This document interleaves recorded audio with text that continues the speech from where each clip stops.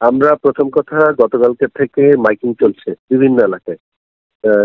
সদরের বাইরে বিভিন্ন উপজেলায় আমরা কিন্তু সিপিপি এবং আমাদের উপজেলা প্রশাসন, জেলা প্রশাসনের কর্মকর্তারা এবং অন্যান্য যারা যে স্বেচ্ছাসেবী আছে তাদেরকে নিয়ে আমরা মাইকিং চলছে, এটা কন্টিনিউয়াস।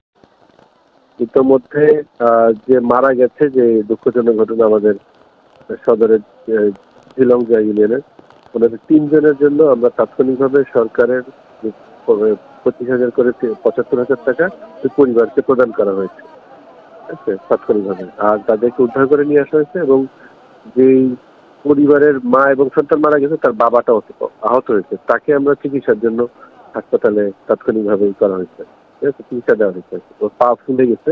রোহিঙ্গা ক্যাম্পে যেটা মারা গেছে ওখানে আমাদের যে ট্রিপল কমিশনার মহোদয় আছেন, তার সাথে আমার কথা হয়েছে, ওনারা ওখানে ব্যবস্থা নিচ্ছেন ভেতরে, ঠিক আছে। ওইটা ওখানকার রেজিস্ট্রেশনটা ভিন্ন, বাট ওখানে অ্যাকনোলেজ, ওখানে ব্যবস্থা নেওয়া হচ্ছে। আর আমাদের আরেকটা ঘটনা ঘটেছে, সেটা হচ্ছে টেকনাফে, অনেক দূরবর্তী এলাকায়। ওখানে একটা উঠানে পানি জমে ওখানে আমাদের একটা বাচ্চা মারা গেছে, খুবই দুঃখজনক। আমরা ওই পরিবারকেও তাৎক্ষণিকভাবে 25,০০০ টাকা যেটা ওটা দেওয়া হয়েছে এবং তার তখন যে ব্যবস্থা সেটা করা হয়।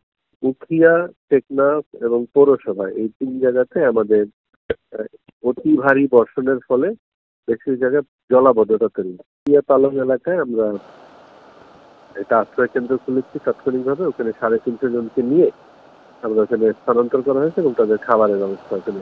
টেকনাফে আমরা শুকনা খাবারের ব্যবস্থা করতেছি, যেসব জায়গায় আপনার জলাবদ্ধতা আছে সেসব জায়গায় শুকনা খাবারের জন্য ইতিমধ্যে ব্যবস্থা নেওয়া হয়েছে। এটা হয়তো দুপুর বা বিকেলের পর এটা পৌঁছে দেওয়া হয়েছে। আর আমাদের যে কক্সবাজার পৌরসভা এলাকায় কিছু আছে, কয়েকটা 1, 2, 3 নম্বর ওয়ার্ডে একটু পানি জমেছে, তো ওখান থেকে আমরা সরে আসার জন্য বলতেছি। ওখানে মাইকিং চলতেছে, কিন্তু স্বাভাবিকভাবে জানেন যে অনেকে তাৎক্ষণিকভাবে বাড়ি ছেড়ে চলে আসতে চায় না। বাট এইটা একটা আমরা আমাদের কার্যক্রম অব্যাহত আছে, ঠিক আছে। আর আমরা একটা কন্ট্রোল রুম খুলেছি, সেখানে নাম্বার দেওয়া হয়েছে, ফেসবুকে আমরা এটা দিয়ে দিচ্ছি। আপনি হয়তো লোকজন হয়তো যাদের যেখানে যে তথ্য জানানো সেটা তাৎক্ষণিকভাবে জানাতে পারবে।